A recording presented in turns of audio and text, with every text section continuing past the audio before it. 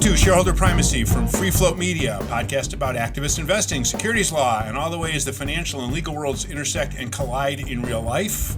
I'm here with Ann Lipton, a law professor at Tulane in New Orleans, who teaches and researches securities business law, but not for long, the New Orleans part. We'll talk about that in a second. She holds up the legal end of the podcast. And that's Mike Levin, an activist investor who lives and works in Chicago. He covers the financial side of our podcast. Okay, I just mentioned that you're not going to be in New Orleans for very long. I understand you're going to be moving out west. Yes, I am. What is going on? Well, I've been at Tulane for 10 years, and I am actually going to be leaving at the end of June. I am joining the faculty at the University of Colorado. So at Boulder. In Boulder. Yes, that's where the school is. So I'll be doing, basically teaching exactly what I've been teaching, the same work I've been doing, just in the mountains where it gets cold and where there's snow. Right, but not quite as much rain or hurricanes. Not quite as much rain as hurricanes. They do have wildfires, so Okay, and that's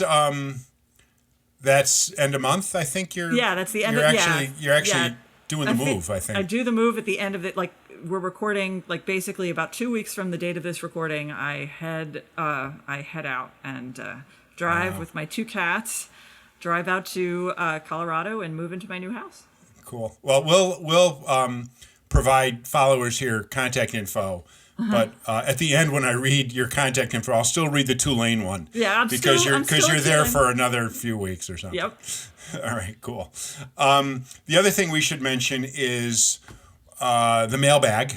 Yep. Or our email address. We keep trying to get people to send us stuff. So that's shareholder primacy, one word, at freefloat.llc. So everybody needs to send us their questions and comments and suggestions and complaints, and we will compile them and read those on the air and answer your questions, just like kind of a little bit of free advice from the two folks here, right? Yep. Yeah. So in fact, a question motivated today's discussion, didn't it?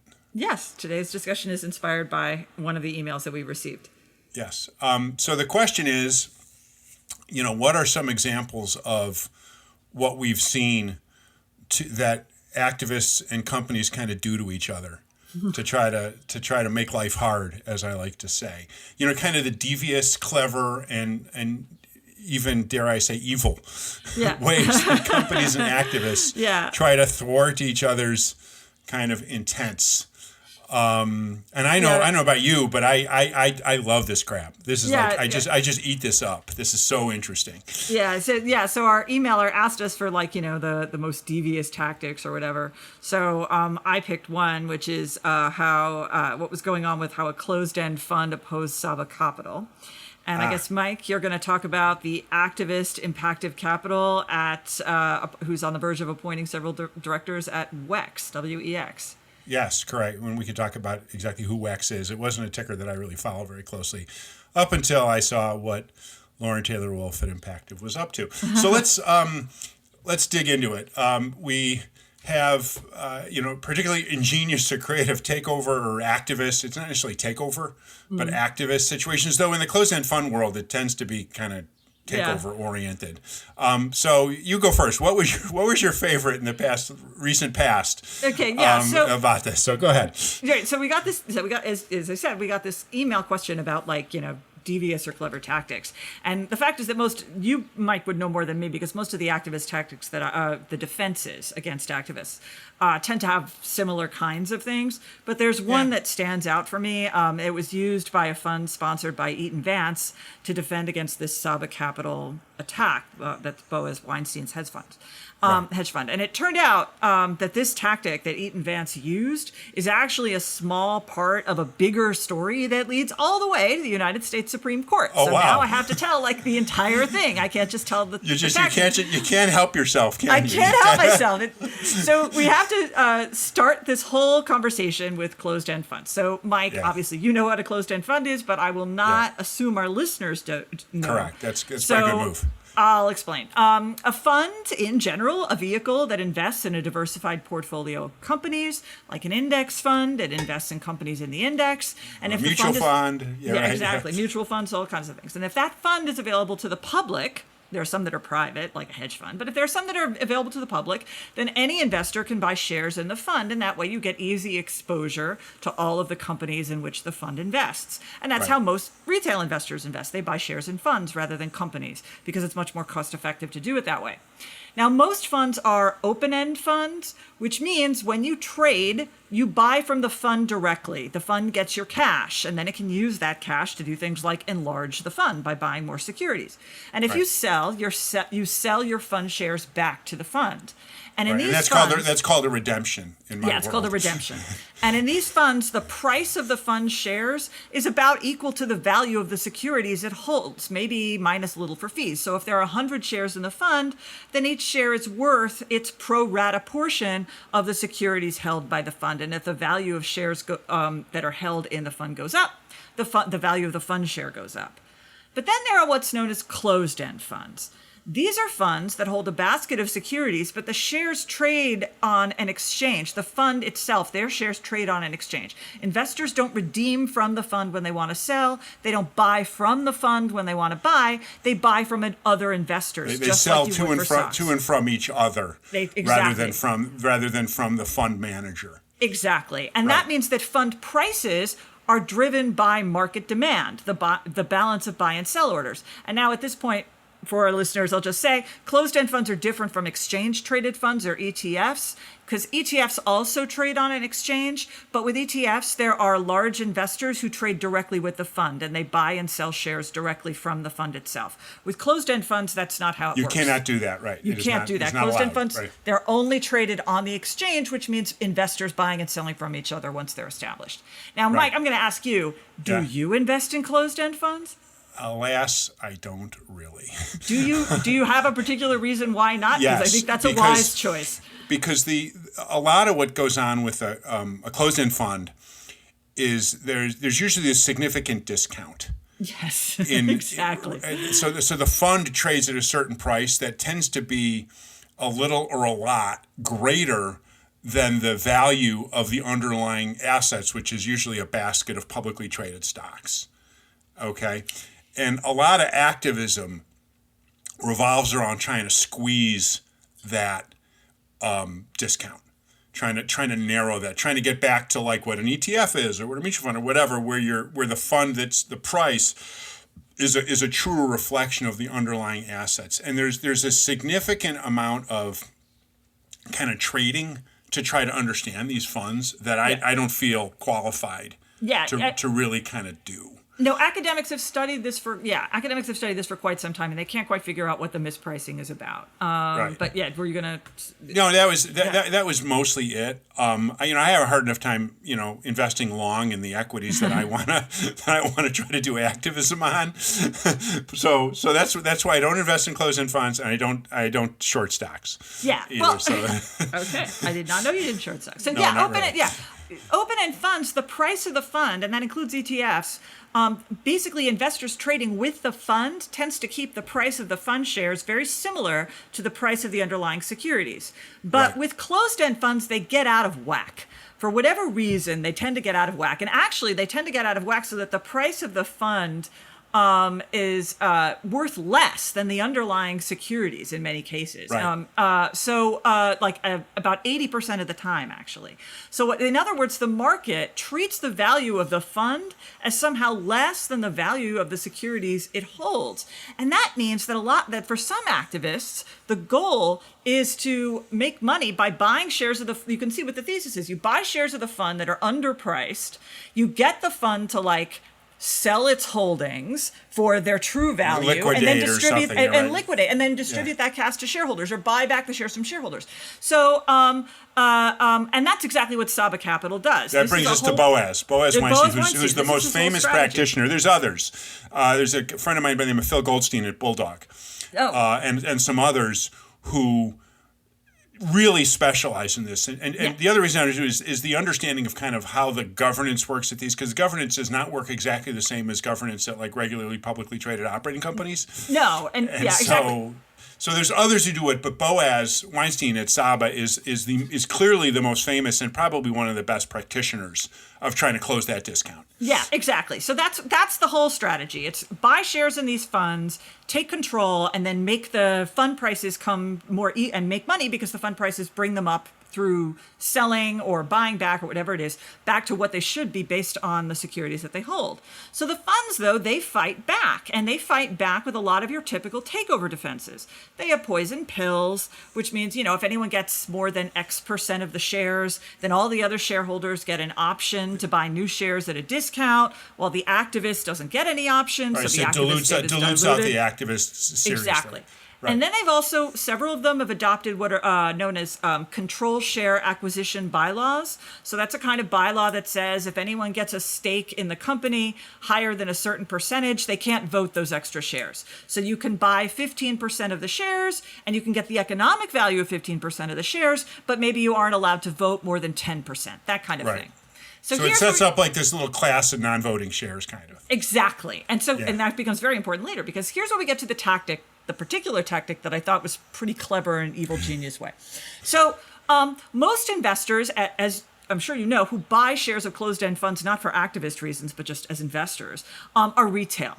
And as we know, retail tend not to vote. They're hard to Right. corral. It makes it hard for activists actually to corral a vote if they're relying on retail investors because so few retail investors actually vote. Yes, correct. And Especially also- this kind of stuff. I mean, this is Especially not in like funds. Disney. This is not a well-known kind of company name where it's easy to say, "Oh, please vote." Exactly. With You're funds in invested in particular. XYZ fund. Forget it. Yeah, exactly. I mean, I remember getting mail, like I don't invest in closed-end funds, but open-end funds. I get like mail from them all the time, like, please vote, we don't have a quorum. Yeah, right. We need to vote, elect directors here at this mutual fund, and I don't know. I throw all that stuff away too. So Exactly.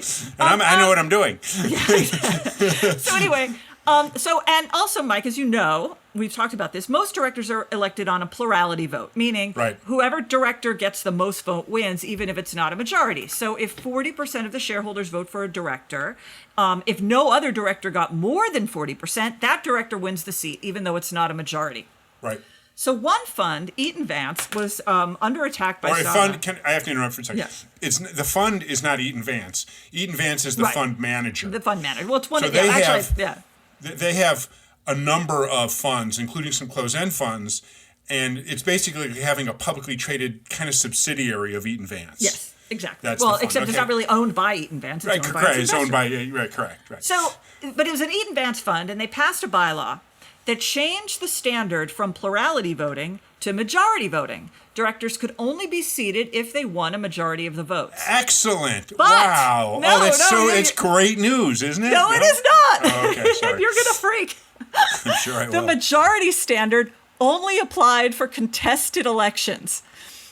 If it's an Oh. uncontested election, it was a plurality standard. Oh, come on! But if it gets better. If an activist like Saba runs a candidate, then they would have to have a majority to win. But if there was no activist, back to the plurality standard, and it gets better. But the bylaw went further. It also said if there's a contested election subject to the majority standard and no director gets a majority, because you never do in these retail funds, No, not at all. Right. then the existing directors continue to hold their Oh, seats so they stay incumbents at that point. until the next election. So that functionally meant that in a contested election, the activist, Saba, would be subject to a higher voting threshold than the incumbent fund directors. The incumbent fund directors would be able to get in on a plurality standard, but Saba would only get it And so- seated and this would- if it got the majority. And this was a bylaw amendment. It was a to the bylaw, fund, which- to the fund bylaws. Yes, exactly. Okay. And presumably, I'm guessing most closed-end funds I thought were incorporated in Delaware. They are not, actually. As it turns out, they aren't even corporations. They're business trusts, and they're in Massachusetts and they're in Maryland. Oh, because Maryland's also home to all the REITs. Yeah, But, exactly. okay, Maryland's Because also home to yeah, exactly. They kind of specialize in business trusts. This one was Massachusetts.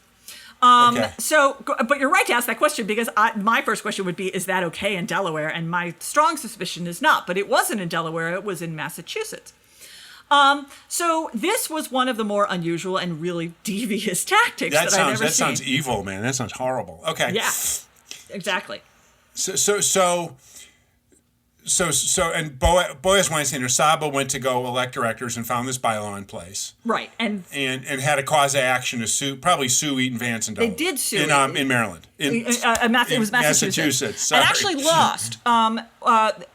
The court, a trial court, and it wasn't appealed as far as I can tell. A trial court held, and this is where it gets interesting, and this is how we end up with the Supreme Court, not this particular case, but the issue. Yeah. Saba sued, saying that this violated both Massachusetts law and that it violated the Investment Company Act. Now, they ended up losing, although I'm not convinced that another case would come out the same way. That was just sort of wacky. But this is the thing. All of these funds have been using these tactics. That one was particularly devious, the change in the majority bylaw standards. So that's what I picked for my devious tactic. But they've been using these other things. They've been the capped voting plan, the poison pills, and so forth. And Saba's been suing them everywhere. There have been a zillion lawsuits. And now the problem here for Saba is that, as you know, boards usually under state law, in this case not Delaware but Massachusetts and Maryland, boards usually have a tremendous amount of discretion to fend off activists with things like poison or pills. Takeovers, call it. Takeover. They have a lot of discretion to do that. Yes. So what Saba's been doing is not just suing under state law, but it's suing under the Investment Company Act. In federal court in Boston or something. I mean, they different courts, but they've been suing under the Investment Company Act because all of these public funds, they're all governed by a 1940 statute called the Investment Company Act. Now, the fiduciary duties that are owed under state law, those are open-ended and fuzzy, and they basically give boards a lot of leeway to do whatever they see fit.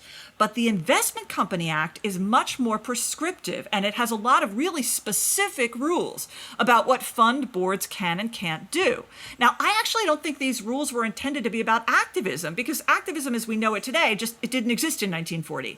Poison pills didn't exist in 1940. The main concern in 1940 when the act passed was that the closed-end fund boards were just corrupt. I mean, they engaged in a lot of funny accounting. They engaged in a lot of self-dealing. And so there were a lot of really specific restrictions placed on the kinds of shares they could issue. And Saba's been arguing that things like poison pills and capped voting plans, they violate the Investment Company Act, because the Investment Company Act says things like all shares have to have equal voting rights. Poison pills, the Investment Company Act says that you can have options. A poison pill is functionally an option to buy new shares. Yeah. The Investment Company Act says that you can't have options outstanding for more than 120 days. So it puts a hard limit on how long your poison pill can be out there. Yeah. So Saba's had a lot of success with courts saying that these defenses violate the violate the Investment Company. Federal courts saying that. Yes, exactly. So a bunch of funds have now petitioned the United States Supreme Court. And this petition is currently pending, and we should get a ruling on it in a couple of weeks, meaning they're asking the Supreme Court to step in. Oh, it's this term. This term. This term of the Supreme Court is... If the court grants cert, which would have... That decision will be made in the next couple of weeks. It will be heard next term. Oh, okay. So we're not about to hear a decision on the merits. We're about to hear whether the Supreme Court will hear the case. Okay, exactly. got it. Okay, go ahead.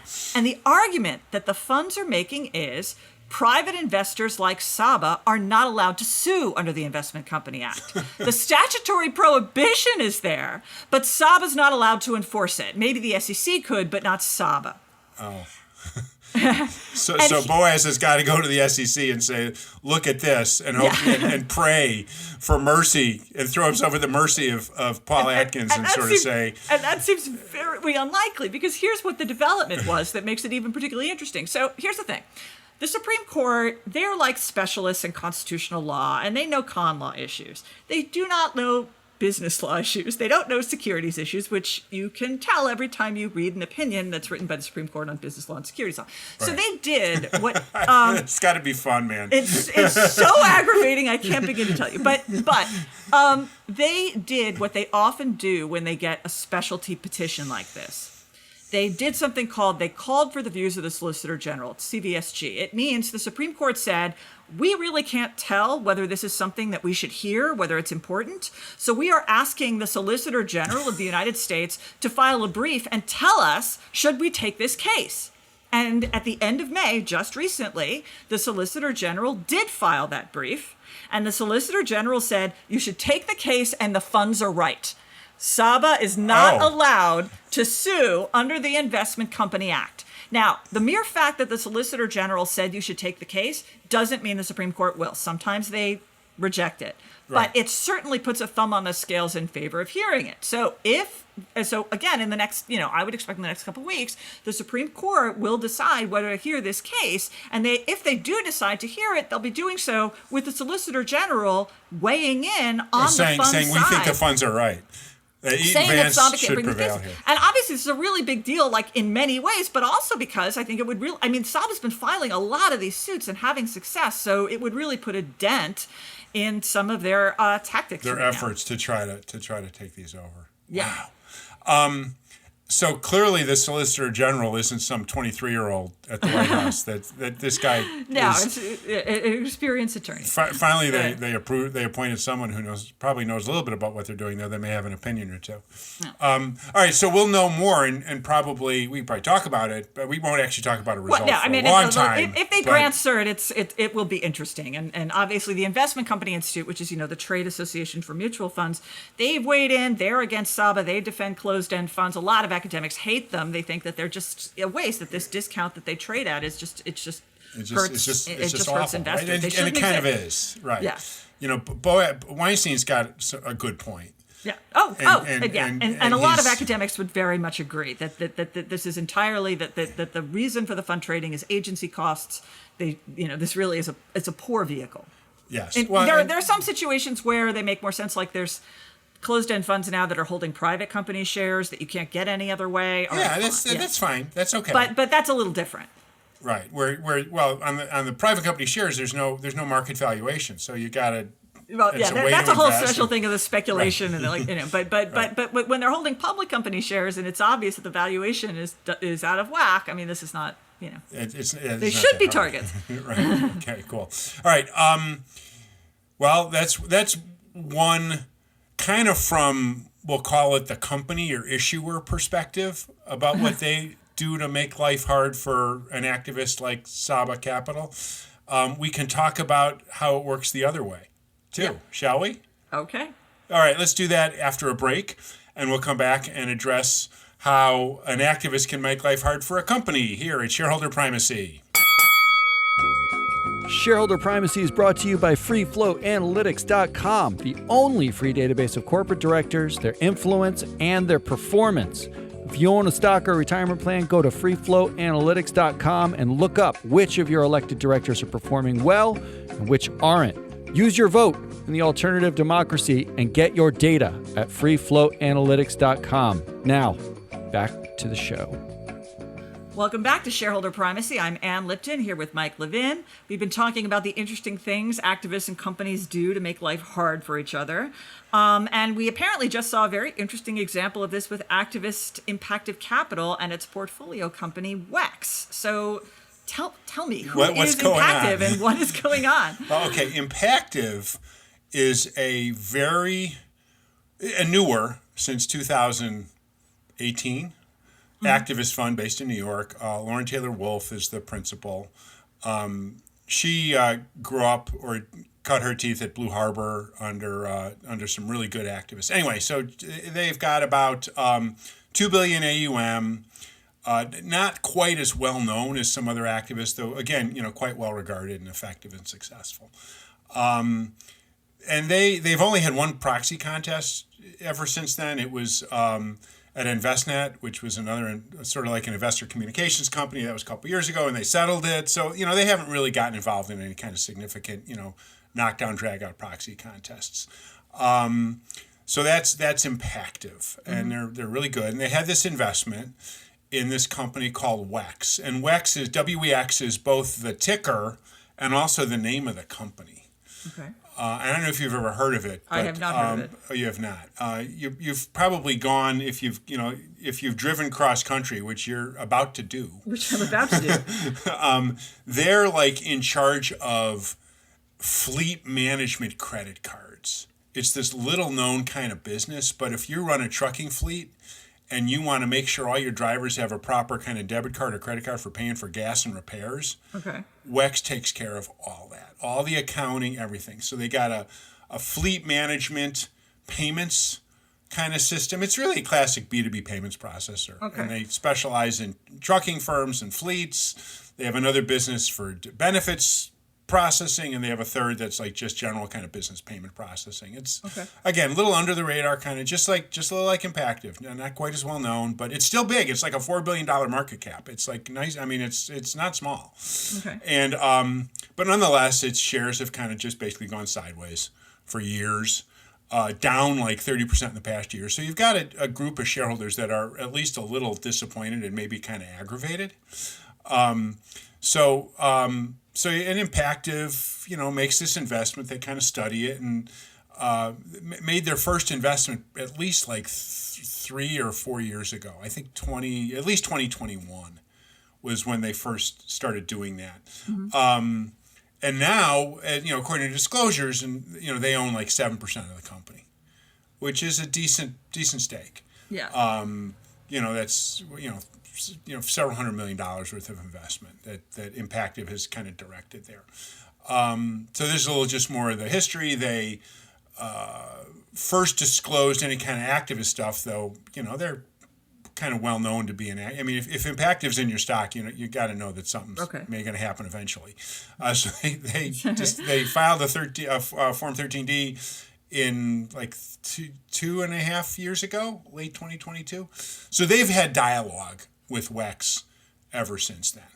Okay. Right. So why I thought this was a little kind of not necessarily diabolical, but at least very clever, was kind of how Impactive decided to escalate things, how they decided to try to bring shareholder pressure to bear on the company. Mm-hmm. Okay, so it's worth noting that there's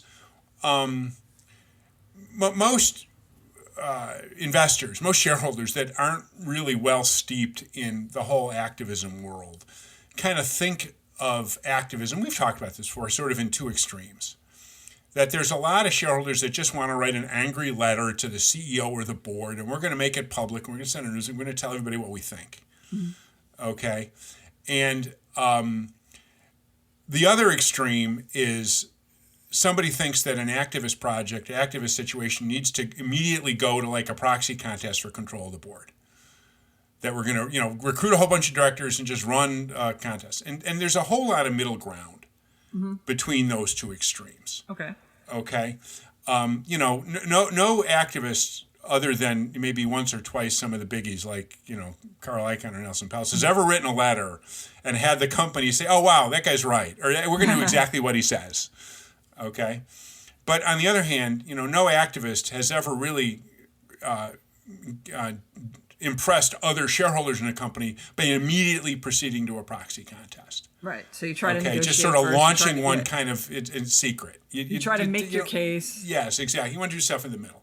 And this was, I thought, a superb example of kind of working kind of that middle ground. Okay?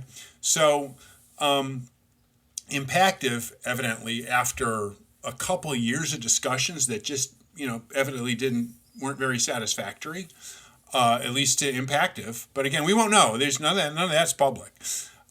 They disclosed that probably end of last year, they requested one seat on the board. Now, it's an 11-person board. And they said, we own 7%. That kind of, you do the math, that's kind of about one seat.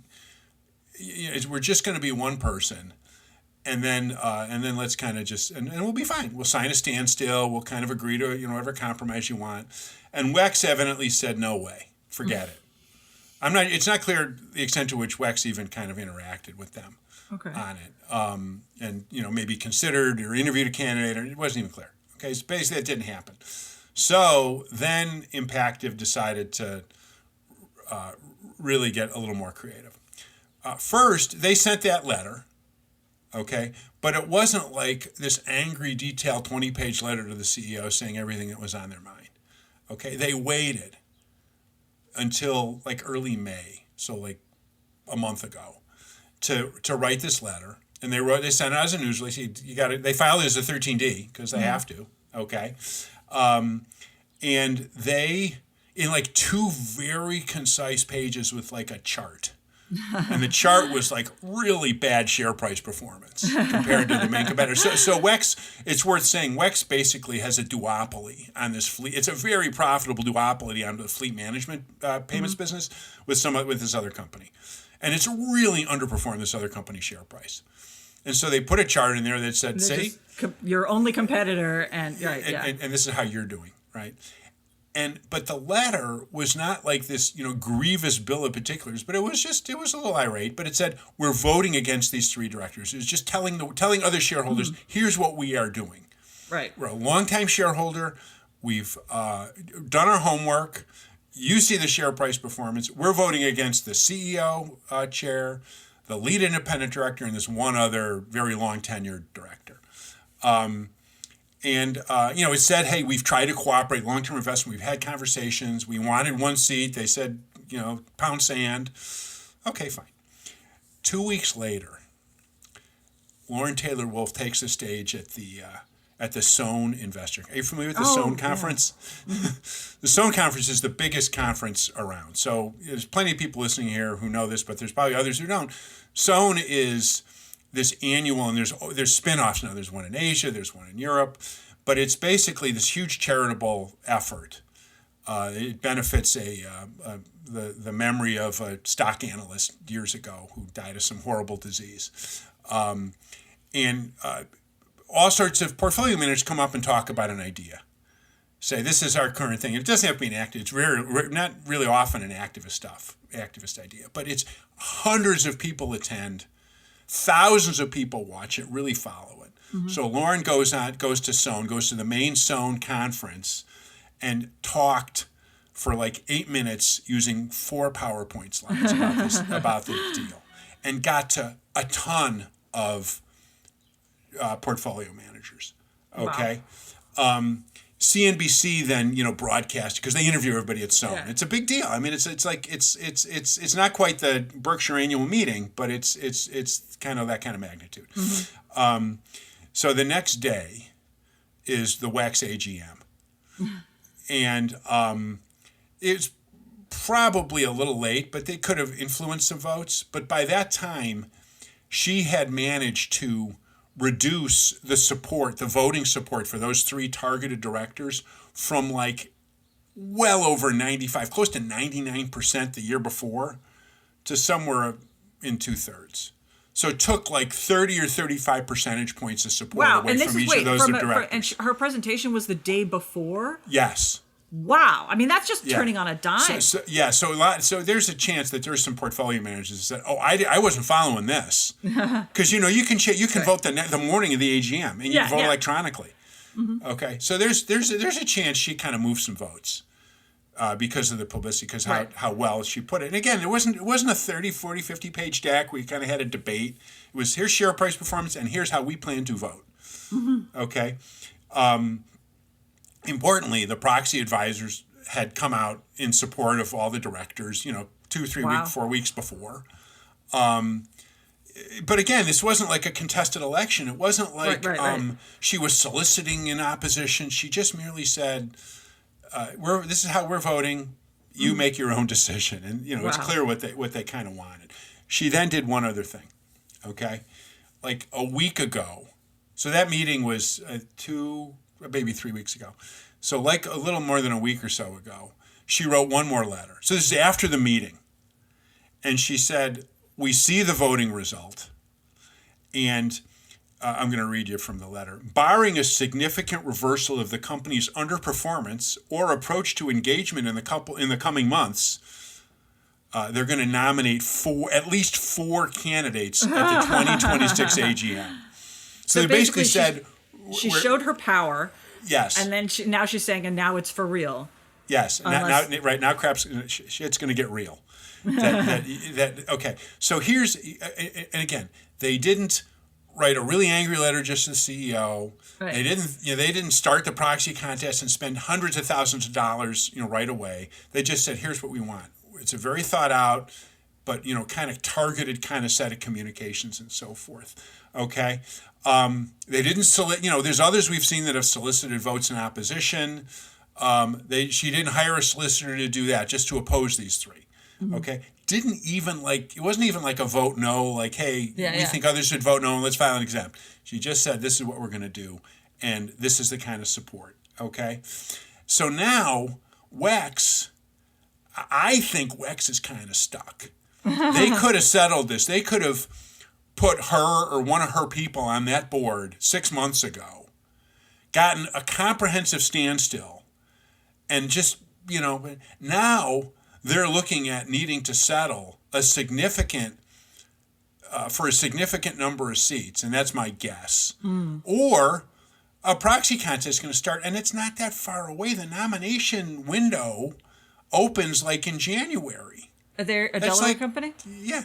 I don't know if they're Delaware, but the nomination window opens, and you can be sure that if things go sideways here, Impactive will have their nominations lined up. Yeah. And it'll be. I'm just wondering if there's going to be a fun advance notice bylaw, set of fights, things like that. It doesn't matter. Impactive knows how to navigate around. I would guess. So anyway, I think that was very deft application of communication skills and understanding where the company is and understanding, how to reach other shareholders. That's something I always tell folks is that, look, you can write as many letters to the board or to the CEO that you want, but your job is to go to the shareholders. Even with her only 7%, 7% might have been enough back then. It clearly wasn't at the time to kind of get one board seat, but 7% is not going to get you very far, just on your own.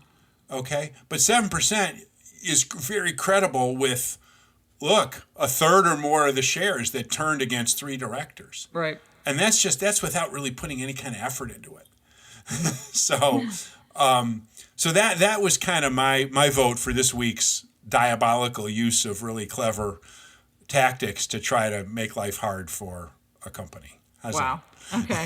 Isn't that fun? Very well done. Yeah. So anyway, that one is yet to be seen. I'll probably, maybe I posted about this at the little blog I do a couple weeks ago, but I'll probably maybe do an update when we know more. And there's other stuff like this. There's plenty of things that activists kind of can do. My view is companies tend to kind of hold the cards the way Eaton Vance kind of does. In the example we were talking about a little while ago. But there's things that activists can kind of do to preserve their rights and to try to put companies in a bad spot. So anyway, so that's what that one was all about. Yeah.